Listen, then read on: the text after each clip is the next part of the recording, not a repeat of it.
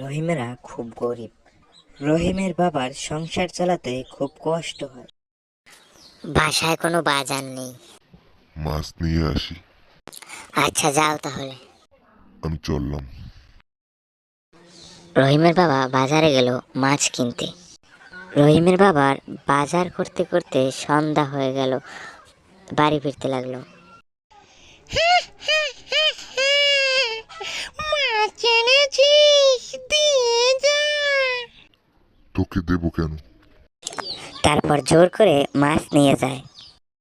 রহিমের বাবা তারপর বাড়ি ফিরে যায়। পরের দিন সকালে।